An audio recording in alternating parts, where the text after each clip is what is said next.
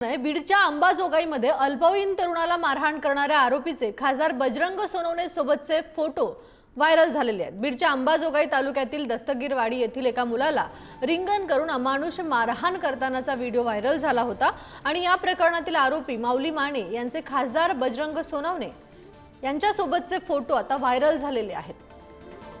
माने हा बजरंग सोनवणे यांचा कार्यकर्ता आणि नातेवाईक असल्याची आता चर्चा होतीये। सोशल मीडियावरती फोटो व्हायरल झाले असून याची जोरदार चर्चा होऊ लागली आहे। दरम्यान या प्रकरणातील तीनही आरोपींना अंबाजोगाई शहर पोलिसांनी अटक केली असून यातील माऊली माने वगळता इतर दोघे जण अल्पवयीन असल्याची माहिती आहे। आता माऊली माने याचे खासदार बजरंग सोनवणे यांच्या सोबतचे फोटो समोर आल्याने चर्चा होतीये।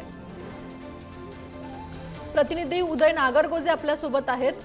धनंजय मुंडे असतील किंवा सुरेश धस असतील, आता याच्यानंतर हा जो नवीन व्हिडिओ आला या व्हिडिओमध्ये बजरंग सोनवणे यांच्या सोबतचे फोटो व्हायरल होत आहेत। उदय, तेजस्विनी, आपण जर बघितलं तर बीड जिल्ह्यात गेल्या काही दिवसापासून मारहाणीचे व्हिडिओ व्हायरल होत होते आणि त्यानंतर मारहाण करणारा जो व्यक्ती आहे त्याचे कुठल्या तरी राजकीय व्यक्तीशी संबंध असल्याचं देखील नंतर छायाचित्र व्हायरल झाले होते। आपण जर पाहिलं तर धनंजय मुंडे असतील, त्याच्यानंतर सुरेश धस असतील, त्यानंतर संदीप क्षीरसागर असतील, यांच्या कार्यकर्त्यांचे व्हिडिओ यापूर्वी व्हायरल झाले होते।